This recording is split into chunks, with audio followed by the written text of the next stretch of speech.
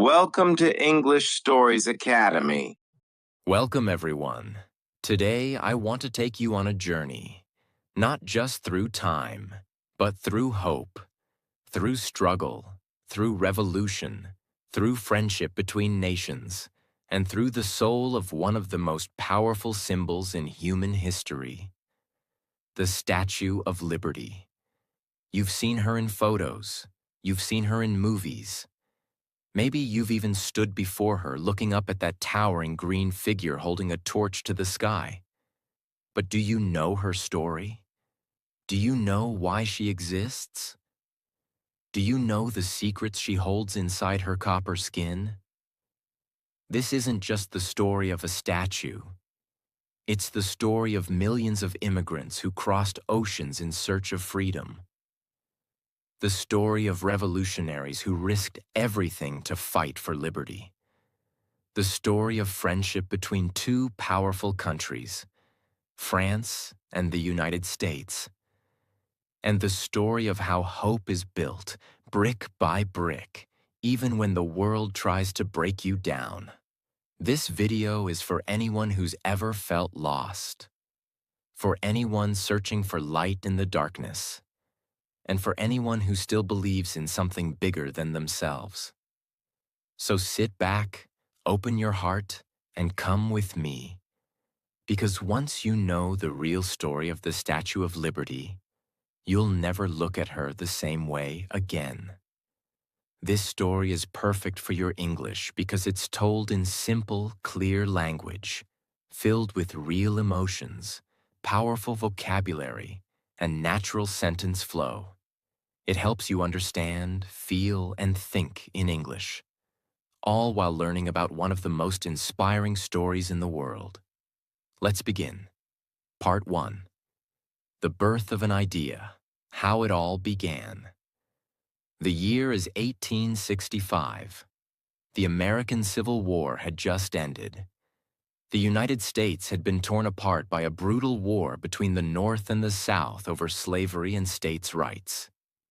Over 600,000 Americans were dead, families destroyed, cities in ruin. But out of the ashes of war, one powerful idea remained standing: freedom. Across the ocean, in France, a man was watching. His name was Edouard René de la Boulaye. He wasn't a soldier. He wasn't an artist. He was a French law professor, historian, and political thinker. And he loved America. He believed the U.S. was a model of freedom, a country where democracy was real and liberty lived in the hearts of the people. And he wanted to honor that. So in 1865, he spoke these words: "If a monument should rise in the United States as a memorial to their independence, I should think it only natural if it were built by united effort, by both France and America." Those were the first sparks. But at the time, it was just an idea. There was no statue, no design, no money, just a dream. But dreams, like freedom, are powerful. A few years later, La Boulaye shared his idea with a young French sculptor named Frédéric Auguste Bartholdi. Bartholdi had a wild imagination. He had always been fascinated by giant sculptures, and he believed in making art that inspired nations. When La Boulaye told him about a statue symbolizing liberty to honor the U.S., Bartholdi's mind exploded with ideas. He imagined a colossal woman, dressed like a Roman goddess, holding a torch in one hand, a tablet in the other, wearing a crown with 7 rays, like the sun shining over the 7 continents and 7 seas. This would not be just another statue. It would be a beacon of hope. In 1871, Bartholdi took a ship to America. He visited cities, talked to politicians, studied American culture, and he fell in love with New York Harbor. When he saw Bedloe's Island, a small island in the harbor, he knew it. "This is the place," he said, "the gateway to America. The statue must stand here." Why? because it was the first thing immigrants would see when they arrived in the USA. Light A welcome, a promise. But there was a problem: money. Building such a massive statue was insanely expensive. So they made a deal. France would fund and build the statue. America would fund and build the pedestal it would stand on. But easier said than done. In France, people were struggling with political chaos and poverty. In America, the Civil War had just ended, and people were focused on rebuilding their own lives. Convincing people to donate money for a statue? It sounded crazy. Still, Bartholdi didn't give up. In France, he partnered with a brilliant engineer, Gustave Eiffel. Yes, the same man who later built the Eiffel Tower.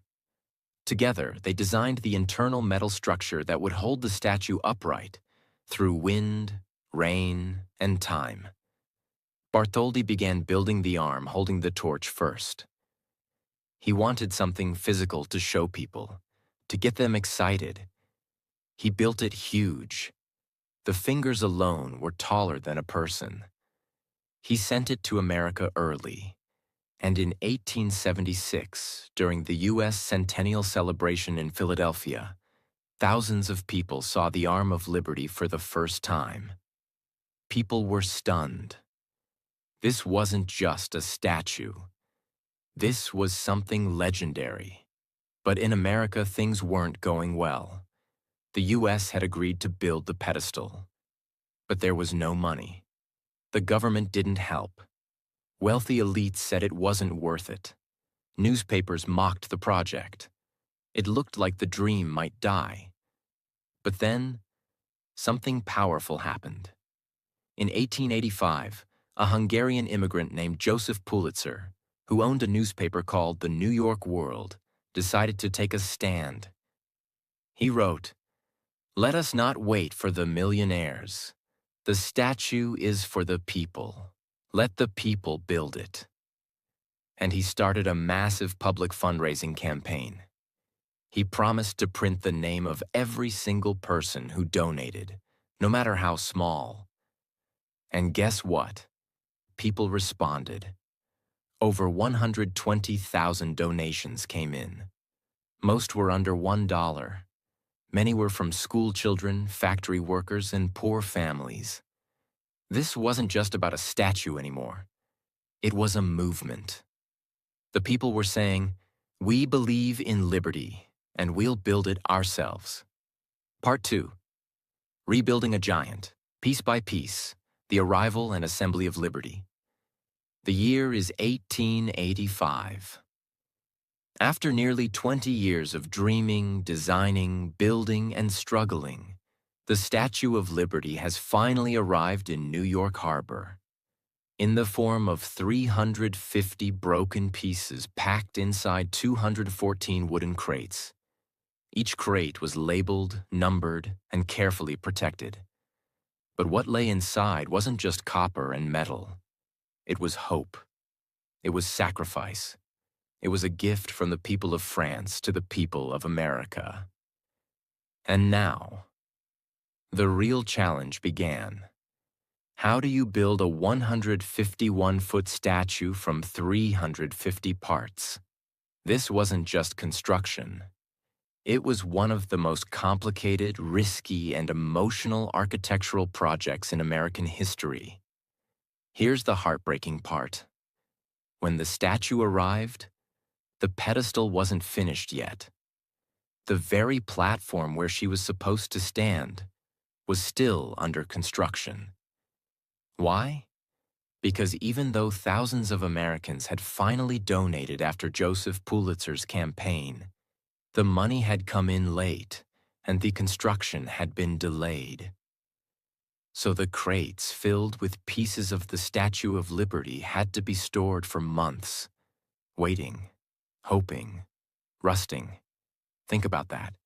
This grand symbol of liberty was lying in storage, hidden from view, silent, waiting for the world to see her. It was almost like a metaphor. Liberty exists, but sometimes the world isn't ready to receive her. After months of hard work, stone cutting, and construction, the pedestal was finally completed in April 1886. It was a powerful base, about 89 feet tall, made of granite and concrete, designed to support the massive weight of the statue. Now, the most difficult work began.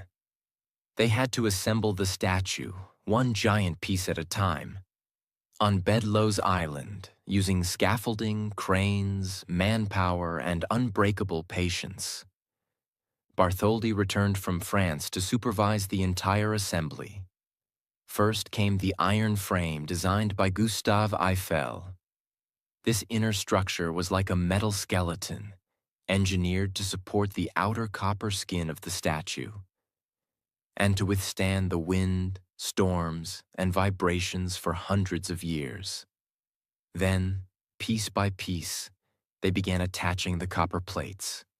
Her feet were anchored first, resting on a broken chain, symbolizing freedom from tyranny. Her legs and robe came next, formed by dozens of massive curved copper sheets. Then her torso, the tablet she holds in her left hand, inscribed with the date of American independence, July 4th, 1776. Then her right arm, raised high, holding the torch, which would one day shine as a beacon of hope to millions. And finally, her head, crowned with 7 rays, representing the 7 continents and 7 seas, a gift for all the world, not just one nation. The crown itself had 25 windows, symbolizing the jewels of freedom and the way light shines through liberty to guide the world. Imagine the emotion of that moment. Every time a piece was lifted into place, it wasn't just an act of construction. It was a message being written across the sky. Behind this historic assembly were the real heroes. The immigrant workers, iron workers, builders, and laborers who risked their lives to put the pieces together. They climbed dangerous scaffolding, handled heavy copper panels, and followed detailed instructions to ensure every curve, every bolt, every seam was perfect. Many of these workers were immigrants themselves, Irish, Italian, German, Eastern European. The very people who would look up at the statue and see a symbol of their own hope. They weren't building someone else's dream. They were building their own future. With their hands, with their sweat, with their courage. Few people know this, but the Statue of Liberty has hidden rooms and staircases inside. As the pieces were assembled, a spiral staircase was installed inside the statue, climbing all the way from the pedestal to the crown. 354 steps in total. There was also a secret room inside the torch, a place that once offered one of the most stunning views of New York Harbor. In fact, for a few years, visitors could actually climb up and look out from the torch itself, until it was closed in 1916 after an explosion during World War I damaged it. Even today, the torch room remains closed to the public, a reminder that liberty must be protected, sometimes from the world itself. After months of backbreaking work, the statue was finally complete. And on October 28, 1886, the Statue of Liberty was officially unveiled.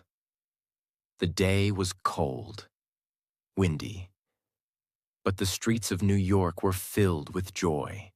Boats gathered in the harbor. Thousands of people watched from the shore. President Grover Cleveland came to give the speech. He said, "We will not forget that liberty has here made her home." As the French and American flags covering the statue were pulled away, revealing her full glory, the people cheered like never before. Church bells rang, cannons fired, There was a parade 5 miles long. It was one of the first times in history that ticker tape was thrown from windows, a celebration technique that would become iconic in American parades. That day, Liberty became more than a statue. She became a living symbol. A symbol of freedom, of unity, of struggle, of the idea that no matter where you come from, you deserve a chance to be free. In the years that followed, the Statue of Liberty became the first thing immigrants saw when they arrived in America.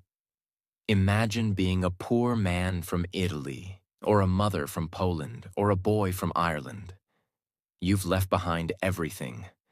You're on a ship for weeks. You're scared, tired, hungry. And then you see her, that tall figure holding her torch up high, telling you, you are welcome here. You are free now. Many immigrants cried when they saw her. Some knelt down. Some whispered prayers.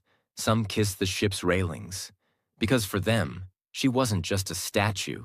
She was a mother, a protector, a promise. Here's a difficult truth. When the Statue of Liberty was unveiled, not everyone in America was free. African Americans were still fighting racism and injustice. Women did not have the right to vote. Native Americans were being pushed off their land. Chinese immigrants were being banned from entering the country. So some people looked at the statue and said, "She holds a torch of liberty. But not all of us can stand in her light." And they were right. But the beauty of liberty is this. It doesn't demand perfection. It invites progress. The Statue of Liberty became not just a celebration of freedom, but a challenge to make that freedom real for everyone. When the Statue of Liberty was unveiled in 1886, she stood proudly in New York Harbor, a magnificent gift from France, a symbol of friendship, liberty, and democracy. But in truth, most people didn't fully understand what she meant yet. To many, she was just a beautiful statue.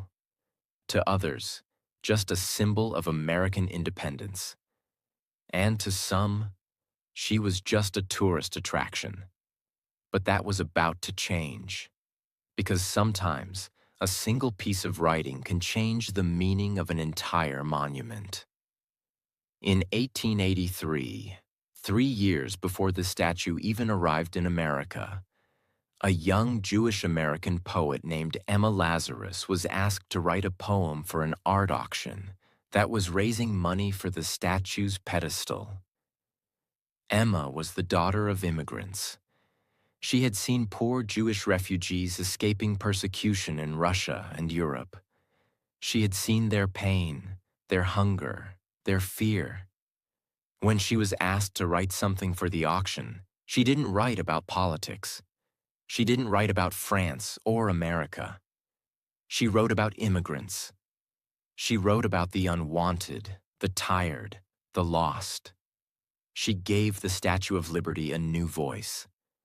The voice of a mother welcoming her children. Her poem was called "The New Colossus."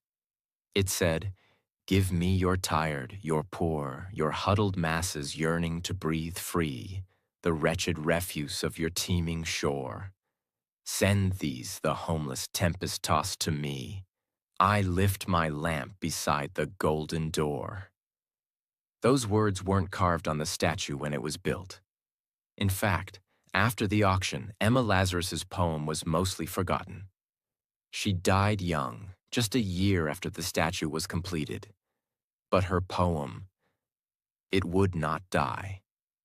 Years later, as America saw millions of immigrants arrive, mostly poor, mostly from war-torn or famine-struck countries, people began to realize that the statue meant more than politics or diplomacy. It was about opportunity. It was about a second chance.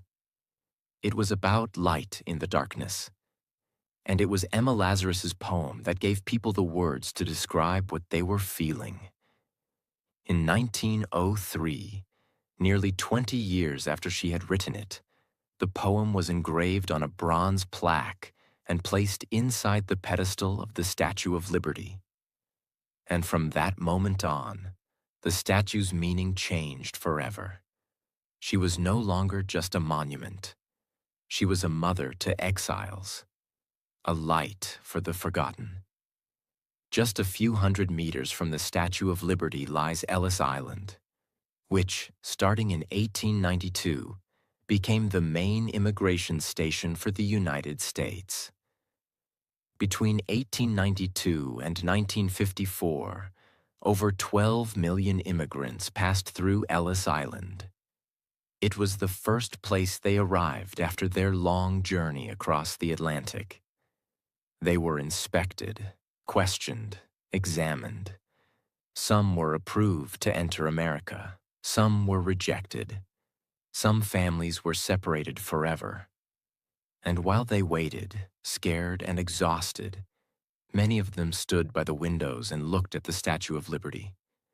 They stared at her torch, at her crown, at her unshaken stance in the middle of the sea, and they whispered to themselves, "If she is still standing, maybe I can stand too." As time passed, the Statue of Liberty began to mean different things to different people.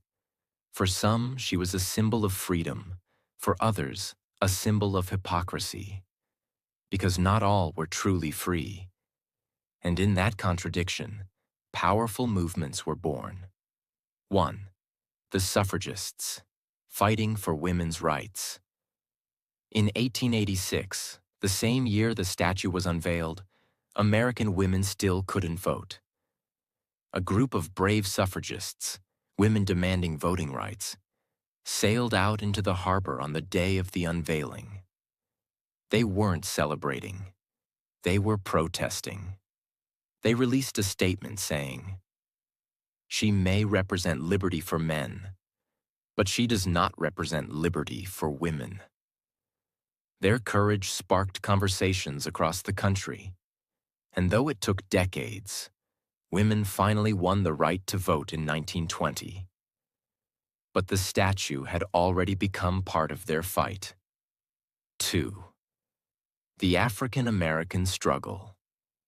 After the Civil War, slavery was abolished, but freedom was not equal.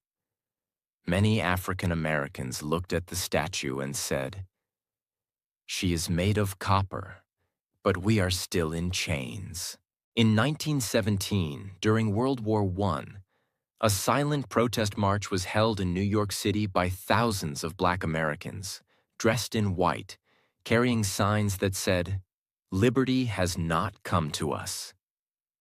Again, the Statue of Liberty became not just a symbol of pride, but a mirror, a challenge, a question. What kind of liberty do we really believe in? 3. The World Wars. Liberty under attack. During World War I and II, the Statue of Liberty became a powerful symbol of the fight against tyranny. Posters showed her image being chained, burned, or broken by enemies of freedom. She represented what was at stake. And after the war ended, when the United States helped rebuild Europe and welcomed refugees, many of them saw the statue and thought, "I have reached the land of hope." 4. The Civil Rights Movement. In the 1960s, during the Civil Rights era, the statue became part of the language of change once again. Martin Luther King Jr. often spoke about freedom and justice, and his words echoed the very torch liberty held. In 1965, President Lyndon B. Johnson signed a law that ended racist immigration quotas, opening the doors to millions of immigrants from Asia, Africa, and Latin America. That same year, he stood near the Statue of Liberty and said, "Our beautiful lady stands for the idea that liberty should belong to all." When the statue arrived from France, she wasn't green. She was a shiny reddish-brown, the natural color of copper. But over the years, rain, wind, and air caused the copper to oxidize, creating a green outer layer called patina. By 1920, the entire statue had turned that iconic green-blue color we know today. At first, people wanted to clean it. But later, they realized the patina actually protected the statue from corrosion. So they let it stay. Her color changed, just like America itself. But her meaning only became deeper. By the 1980s, after nearly 100 years of standing tall, the Statue of Liberty began to show signs of damage. The torch had leaked. Rust had eaten parts of the iron skeleton. The staircase was unsafe. The flame had stopped shining brightly. America realized something terrifying. Even liberty can die if we don't take care of it. So for her 100th birthday in 1986, a massive restoration project began. Engineers, historians, artists, and workers from across the country came together to fix her. They removed the original torch and replaced it with a new one, covered in 24-karat gold, which now shines in the sunlight. They replaced her skeleton with stainless steel. They fixed her skin. They cleaned her body. And on July 4th, 1986, in one of the biggest celebrations in U.S. history, complete with fireworks, music, and world leaders, the Statue of Liberty was reborn. It was not just a birthday. It was a recommitment to freedom. Part 3. Liberty in the Modern World. Threatened, loved, and reborn. Again. As we left off, the Statue of Liberty had just turned 100 years old in 1986. She had been restored, cleaned, given a new torch, glowing bright with 24-karat gold. She stood once again as a proud, shining symbol of freedom and hope. But the world was changing fast, and even Lady Liberty could not escape the storms that were coming. After the celebration came the fear. 9/11. On September 11th, 2001, the world watched in horror as 2 planes crashed into the World Trade Center towers in New York City. Thousands died. The city was shaken. The world changed forever. And just a few miles away from Ground Zero, standing in silence across the water, was the Statue of Liberty. She had survived. But something deep had changed. Suddenly, the symbol of freedom was also a target. And with that came fear. For the first time in decades, the Statue of Liberty was completely closed to the public. The island was shut down. The statue's doors were locked. The crown, the torch, even the base. No visitors allowed. For months, she stood alone. Quiet, still, surrounded by security boats and silence. It was painful, but necessary. Because freedom doesn't just mean being open. It also means protecting what matters. Reopening with caution. Security becomes part of liberty. Eventually, in 2004, the pedestal reopened. In 2009, after careful redesign and improved safety measures, the crown was reopened to a limited number of visitors per day. But the torch, once open in the early 1900s, remains permanently closed to this day. Too dangerous.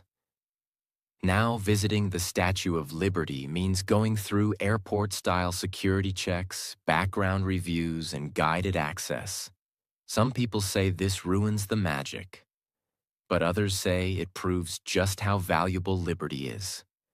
We're willing to protect it with everything we've got. Even Lady Liberty needs guards. Even freedom needs boundaries, not to limit people, but to preserve the light. Liberty in pop culture, from hope to warning. As the years passed, the Statue of Liberty appeared everywhere. in movies, books, songs, cartoons, and advertisements. Sometimes she was shown as a symbol of triumph, but often she was shown as a warning. In films like Planet of the Apes, The Day After Tomorrow, and Independence Day, the statue is shown destroyed, drowned, or falling apart. Why? Because artists were asking a difficult question. What happens to a world where liberty is forgotten? They weren't attacking the statue. They were reminding us. She can fall if we don't protect her, if we forget her meaning. In art, she became a mirror of our fears, but also a reminder of our duty to protect what matters. A new immigration crisis and a new meaning. In the 21st century, the world saw a new wave of refugees and immigrants from Syria, Afghanistan, South America, Africa, and more. Many were fleeing war, poverty, and persecution, just like the immigrants of the 1800s. And once again, eyes turned toward the Statue of Liberty. People asked, does she still welcome the poor? Is she still a mother to the homeless, the tired, the desperate? Does that golden lamp still shine at the golden door? Some people wanted stricter immigration laws. Others wanted open arms for everyone. In the middle of the arguments, one image stood tall and silent. Lady Liberty. She didn't speak. She didn't choose sides. But her torch still burned, and her message was still engraved in bronze. Give me your tired, your poor, your huddled masses yearning to breathe free. In a time of division, she reminded us of who we were meant to be. A nation of immigrants, a land of opportunity, a place where freedom wasn't earned by birth, but by courage.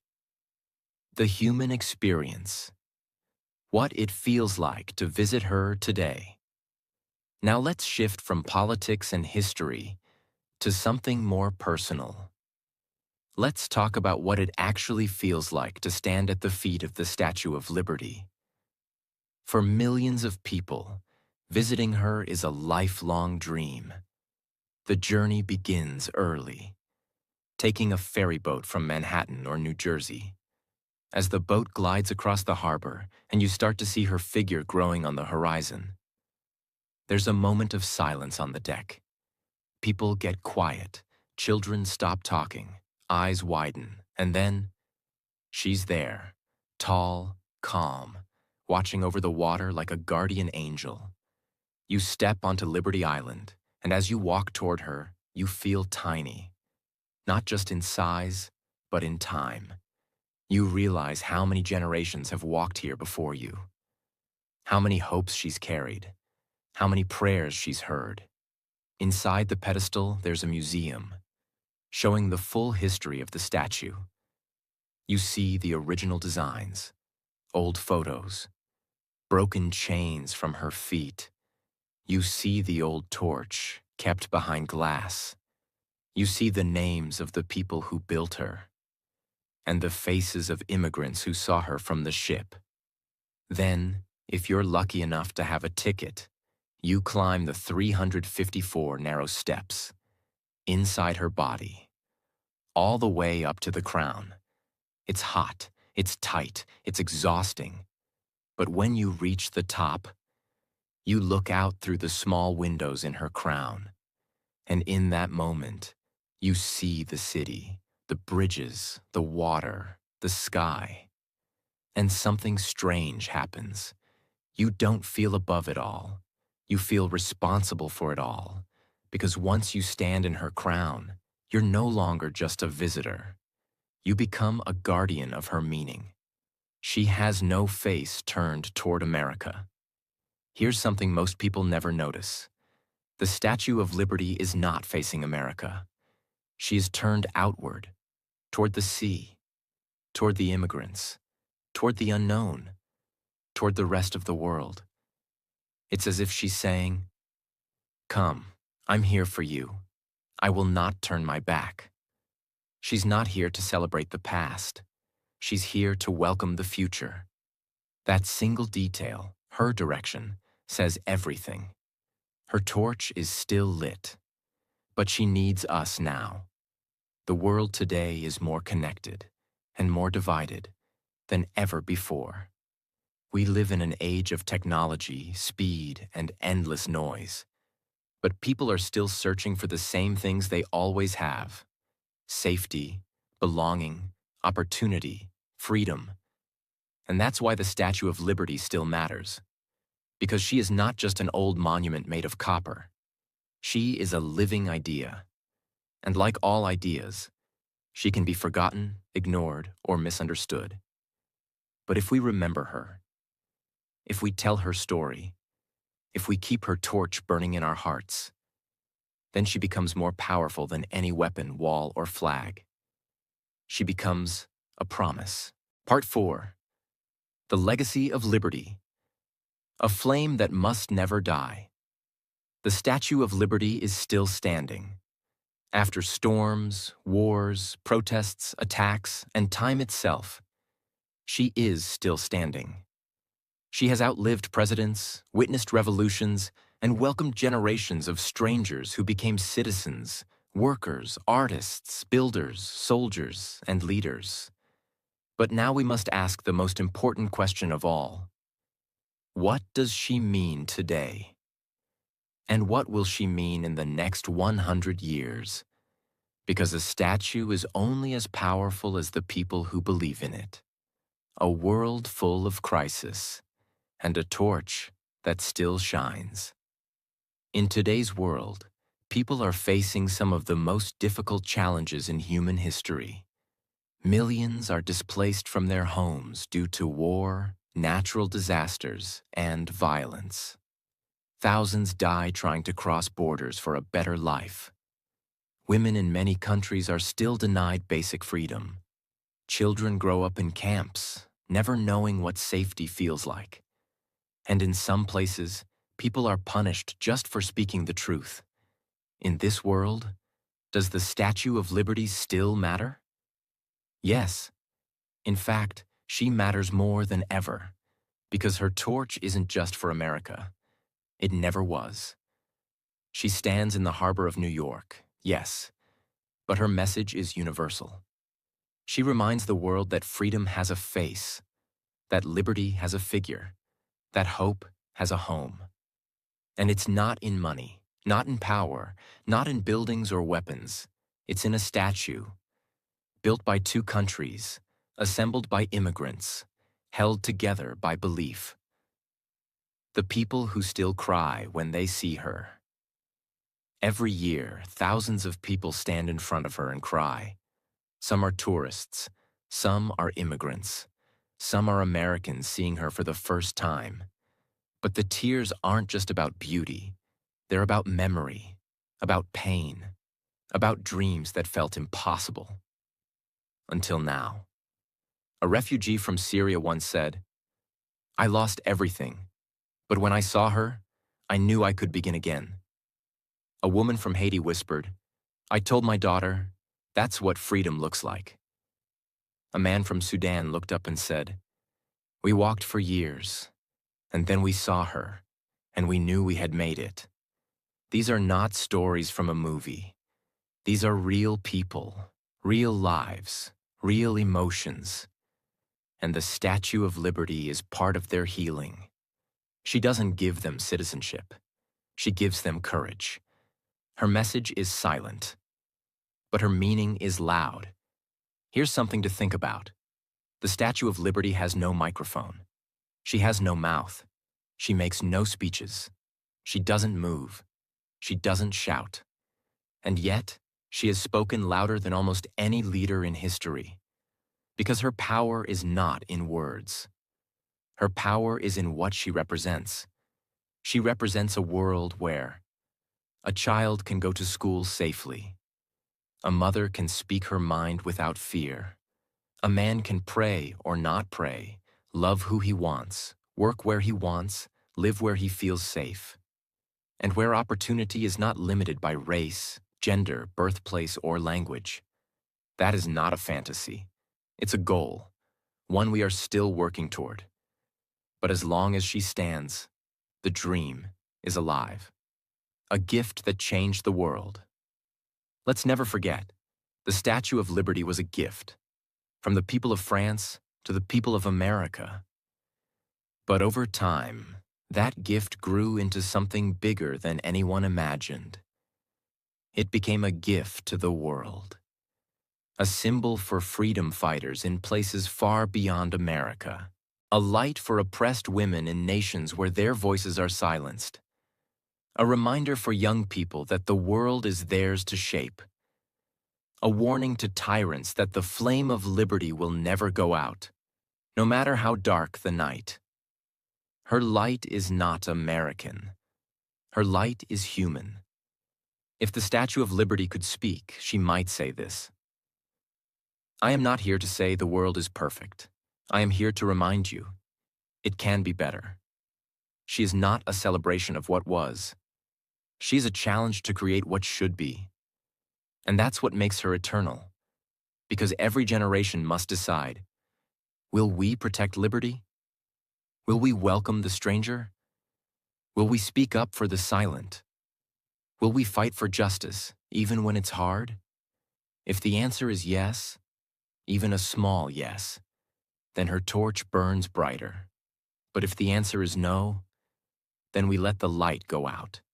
The statue will still stand, but the idea will be in danger. At the end of this story, we must realize something powerful. The Statue of Liberty is not finished because her job is not done. She needs people, like you, like me, to carry her torch forward. And that doesn't always mean changing the whole world. Sometimes it just means being kind to someone who is different from you, listening before judging, giving when it's hard, standing up when it's easier to stay quiet, learning, growing, believing. Her torch is not heavy. It fits in your heart. And once it's there, it lights up not just your life, but everyone around you. Imagine a small boat in the middle of a huge ocean. Dark night, cold wind, no direction. On that boat is a mother holding her baby. She's lost her home, her husband, her past, but she hasn't lost one thing: hope. And then, in the distance, she sees it. A light, not from a city, not from a ship, from a statue, standing tall, holding a torch, telling her, "You are not forgotten. You are not unwanted. You are welcome." That is not a fairy tale.